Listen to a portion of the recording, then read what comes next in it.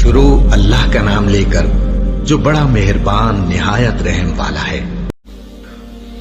1711 میں ایک سائنسدان پیدا ہوا جرمنی میں، ایڈورڈ ہیوم، وہ 1778 میں مرا ہے۔ تو نیوٹن نے یہ بتایا کہ یہ کائنات ایک سائنٹیفک طریقے سے چل رہی ہے، ایک آٹومیٹک سسٹم ہے جس کے تحت چل رہی۔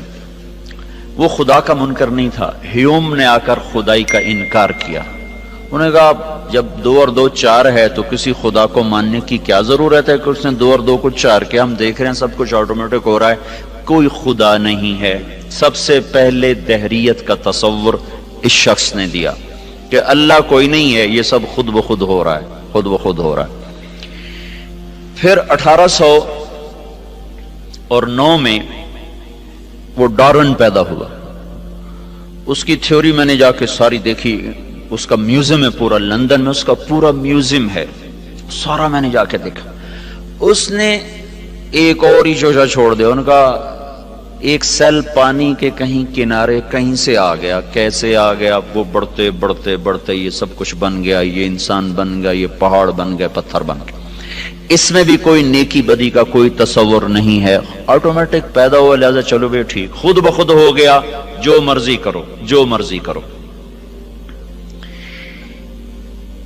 ایک تصور اسلام نے دیا، اور بھی بہت سے نظریات ہیں، میں نے صرف مثال کے طور پر آپ کو بتا دیا۔ ایک تصور اسلام نے دیا، اور بڑے خوبصورت انداز میں اللہ نے پہلے ہم سے سوال کیا، بولو بھائی، ام خلقوا من غیر الشیء، تم خود بخود پیدا ہو گئے ہو، اپنے آپ بن گئے ہو؟ یہ ڈارون تھیوری، ایک سیل اپنے آپ بن گیا، اور یہ ان پڑھ سائنسدانوں کی تھیوری کہ یہ ایک دم وہ سیل مختلف شکلیں بدلتا ہو، اپنے آپ ہی ایسے سب کچھ ہوتا چلا گیا۔ تو اللہ اس کو سوالیہ انداز میں 1400 سال پہلے کہہ رہا ہے کہ 1400 برس کے بعد ایسے پاگل لوگ آئیں گے، تو اللہ کہتا ہے ام خلقوا من غیر الشیء، بولو بھائی تم خود بخود بنے ہو؟ تو اس کا جواب تو آج کی سائنس نے دے دیا کہ نہیں، خود بخود تو نہیں بنی۔ پھر اللہ دوسرا سوال کرتا ہے، ام ہم الخالقون، کیا تم اپنے خالق خود ہو؟ اب تو نے اپنے آپ کو خود بنایا ہے؟ اس کا جواب بھی نفی میں ہے، ہم نے اپنے آپ کو خود کہاں بنایا؟ ہمیں تو 4 سال کی عمر میں پتہ چلا کہ ہمارا کوئی وجود ہے۔ تو اللہ تیسرا سوال کرتا ہے، ام خلق السماوات والارض، یہ زمین آسمان تم نے بنایا ہے؟ دیکھتے نہیں کیسے ترتیب سے ہے۔ ایک تھیوری ہے نا کہ آپ ہی بن گیا، خود بخود بن گیا۔ اس نظریے کو بھی سائنس نے آ کر 1948 میں غلط ثابت کیا۔ 1929 میں کیلیفورنیا میں ایک سائنسدان تھا، وہ دیکھ رہا تھا تو اس نے پہلی دفعہ دیکھا کہ ایک بڑے منظم ردم کے ساتھ یہ ساری کائنات ایسے پھیل رہی ہے، اور ان میں بڑا ایک ربط ہے، بہت طاقتور ربط ہے، وہ فاصلوں کا تناسب ہے۔ پھر اس پر انہوں نے مزید تحقیق کرتے 1948 میں وہ اس نتیجے پر پہنچے کہ یہ کائنات زیرو سے بنی ہے، ایک دھماکے سے بنی ہے، دھماکے سے۔ میں ساہیوال میں تھا، ایک بچہ آیا میرے پاس، FSC کا، اس کے کان پر کا ہیڈ فون سا تھا، کہا جی یہ انٹرنیٹ سے جڑا ہوا ہے، اس وقت 700 لڑکے آپ کی بات سنیں گے جو آپ مجھ سے کریں گے۔ ایک یہودی ہم سے تل ابیب سے سوال کر رہا ہے کہ بگ بینگ کے بارے میں تمہارے قرآن میں کوئی بات ہے کہ یہ کائنات ایک دھماکے سے وجود میں آئی؟ کیا تمہارے دین میں کوئی اس کے بارے میں دلیل روشنی ہے؟ تو اگر ہے تو مجھے بتاؤ، تو پھر میں مسلمان ہو جاؤں۔ میں نے کہا پہلی بات یہ بچے کہ ہمارا قرآن سائنس کی تصدیق کرنے نہیں آیا اور سائنس کو جھٹلانے نہیں آیا، ہمارا قرآن ہدایت کے لیے آیا ہے، زندگی گزارنے کا طریقہ بتاتا ہے۔ کہیں کہیں وہ دنیا کی چیزوں کو ٹچ کرتا ہے، جہاں وہ ٹچ کرتا ہے وہ ایسا صحیح ٹچ کرتا ہے کہ پھر اسے کوئی چیلنج نہیں کر سکتا۔ تو اشارہ ہم قیاس کر سکتے ہیں کہ اس سے اشارہ ہوتا ہے کہ اللہ تعالیٰ کہتے ہیں حی افلا یؤمنون، یہ جو میرے منکر ہیں ان کو پتہ نہیں کہ زمین آسمان ایک ملا ہوا مادہ تھا، ایک ملا ہوا رتق ہوتا ہے، چیز اس طرح آپس میں مل جائے کہ پھر اسے جدا نہ کیا جا سکے، جیسے گوشت الگ ہے، سبزی الگ ہے، نمک الگ ہے، مرچ الگ ہے، جب ہم اس کو سالن بناتے ہیں تو ہر چیز مکس ہو کر اب نمک مرچ ہلدی اس میں سے نہیں نکل سکتی، اس کو عربی میں کہتے ہیں رتق، کانتا رتقن، یہ سب کچھ ملا ہوا تھا، اور فتق اس کو الگ الگ کر دیں، ففتقناہما، پھر ہم نے اس کو پھاڑا اور اس کو دھماکے کے ساتھ ہم نے اس کو پھیلانا شروع کیا. عصر کے بعد وہ آیا، کہنے لگا جی وہ یہودی مسلمان ہو گیا ہے. اس وقت سن کے چلا گیا. پھر عصر کے بعد اس نے آ کر مجھے بتایا کہ وہ مسلمان ہو گیا.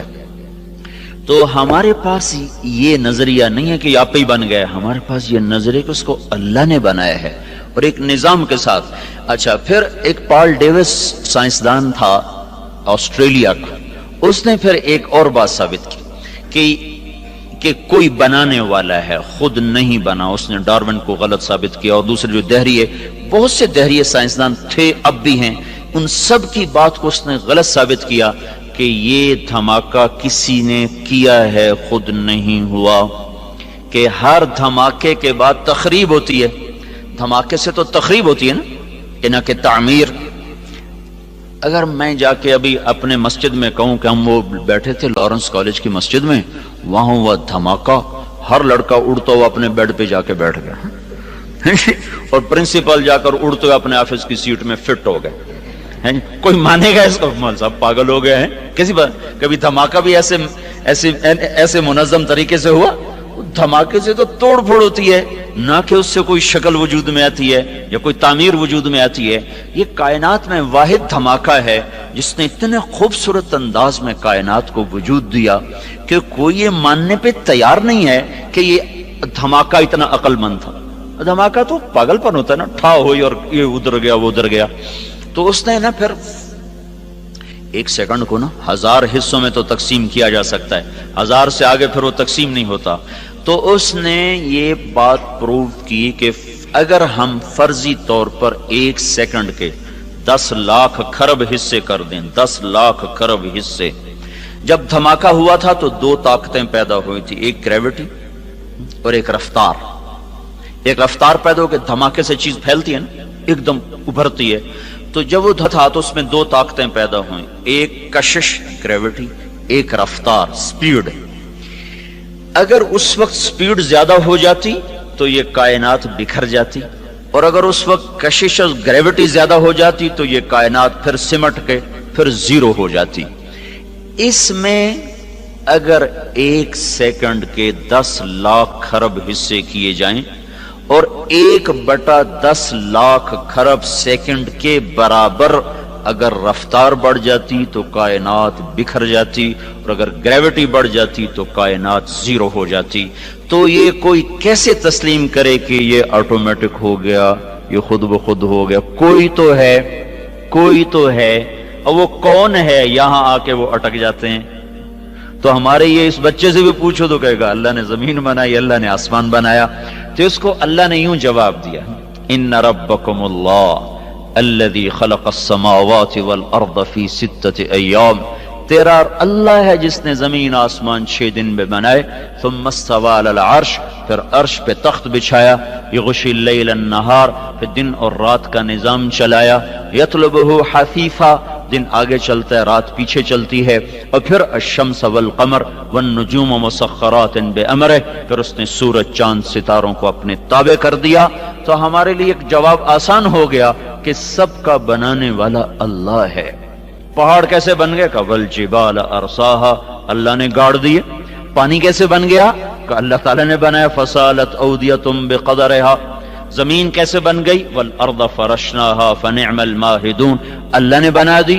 میٹھا پانی کہاں سے آیا؟ وہ بھی اللہ نے بنایا. ھذا عذب فرات سائغ شرابہ، کڑوا کس نے بنایا؟ کہ وہ بھی اللہ نے بنایا. وھذا ملح اجاج، یہ کڑوا بدبودار. اللہ نے کڑوے پانی کو نا بطور نعمت کے ذکر کیا کہ سمندروں کا پانی ہم نے کڑوا بنایا، دریاؤں کا پانی ہم نے میٹھا بنایا. یہ ہمارے لیے کیا مزہ ہے، یہ ہمارے لیے کیا نعمت ہے. اگر سمندر کے پانی میٹھے ہوتے تو یہ بدبودار ہو جاتے، اور ایک پانی کا تالاب گندا ہو جائے نا تو سارا گاؤں مصیبت میں آ جاتا ہے. 7 سمندر کا پانی گندا ہو جاتا اور بدبودار ہو جاتا تو ہمیں تو مری میں بیٹھنا ہی مشکل ہو جاتا. یہاں لوگ مر رہے ہوتے تو اللہ نے اس میں تیزاب پیدا کر دیا جو اس کی گندگی کو جلاتا رہتا ہے. پھر اس میں اللہ طوفان اٹھاتا ہے، موجیں اٹھاتا ہے، لہریں اٹھاتا ہے. کوئی تھوڑی بہت چیز بنے بھی صحیح تو پانی کی آپس کی طوفانی ٹکراؤ سے اللہ اس کو بسم کر دیتا ہے. اب یہ نمک آتا کہاں سے ہے؟ اس میں نمک ہر وقت کہاں سے آتا رہتا ہے؟ اگر تو اللہ ہمارے ذمہ لگاتا ہاں بھائی پانی کو کڑوا رکھو ورنہ یہ تمہیں تباہ کر دے گا، اس کی بدبو تمہیں برباد کر دے گی، تو پھر انشاءاللہ لارنس کالج والے سارے کھیوڑا کی کان کے آگے کھڑے ہوتے، ٹرک بھر رہے ہوتے، ہاں جی سب کی باریاں لگی ہوتی، ذمہ دار تاجر۔ اللہ نے ہمیں اتنا نمک دیا، پوری دنیا میں اتنا نمک کسی کے پاس کوئی۔ تو اللہ نے کیا کیا؟ زمین کو تھوڑا سا جنوب کی طرف جھکا دیا اور ادھر سمندر کر دیے، اور پہاڑوں کو شمال کی طرف کر دیا، اوپر برف جما دی۔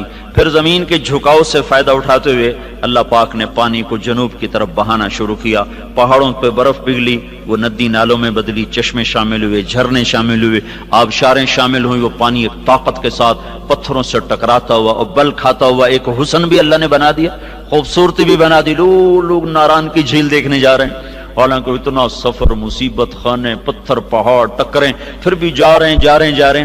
وہاں سے یہ پانی جب میدان میں آتا ہے تو زمین میں نمک ہے، تو یہ پانی کیا کرتا ہے؟ زمین کی رگوں سے نمک کو کھینچتا ہے اور پورے ٹرالے بن کر ٹنوں ٹن دنیا کے سارے دریا نمک سمندر میں پھینک رہے ہیں۔ روزانہ کروڑوں اربوں ٹن اللہ ہی جانے پانی سمندر میں نمک کو پھینکتا رہتا ہے۔ سمندر کڑوے رہتے ہیں اور ہم مزے میں رہتے ہیں، اگر یہ میٹھے ہو جاتے ہم برباد ہو جاتے۔ سارے شہر کا پانی کڑوا ہو، جہاں سے نہر گزر رہی ہے وہاں نل کا کھودو پانی میٹھا ہوگا۔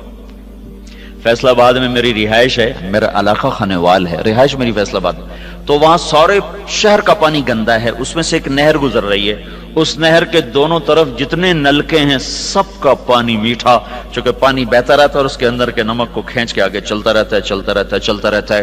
تو یہ ہمیں اللہ تعالیٰ نے جواب دیا، ام خلقوا من غیر شیء، کیوں بھائی آپ ہی بن گئے خود بخود؟ اگر خود بخود بنے تو جاؤ جو کرنا ہے مرضی کرو۔ نہیں اللہ خود بخود تو نہیں بنے، ہیچ چیزیں خود بخود چیزیں نشد، ہیچ آہن خنجر تیغے نشد، ہیچ حلوائی نشد استاذ کار، تا غلام شکر ریزے نشد، مولوی ہرگز نشد مولا روم، تا غلام شمس تبریز نشد۔ کوئی چیز خود بخود تو ہے نہیں۔ تو پھر اللہ تعالیٰ ہم سے کہتا پتہ تو کرو تمہیں کس نے بنایا ہے، یہ بہت بڑا زندگی کا سوال ہے، تمہیں کس نے بنایا، تمہیں کون موت دیتا ہے، تم کیوں پیدا ہوتے ہو، تم کہاں جا رہے ہو؟ یہ علم میرے بچوں کالجوں سکولوں میں نہیں پڑھایا جا رہا، یہ علم اللہ نے بطور مسلمان کے ہم پر فرض قرار دیا، اور پھر اللہ تعالیٰ نے قرآن کے ذریعے سے، حدیث پاک کے ذریعے سے اسے محفوظ کر دیا۔ تو زندگی کا سفر شروع کرنے سے پہلے یہ طے کرو کہ تم نے زندگی گزارنے کیسی، تم اچھے ڈاکٹر بنو، اچھے انجینئر بنو، اچھے سائنسدان بنو، یہ ہماری ضرورت ہے، لیکن تم اچھے انسان بنو، اچھے مسلمان بنو، یہ تمہاری زندگی کا مقصد ہے، تمہارے اس اچھا بننے پر ہماری زندگی کا دار و مدار۔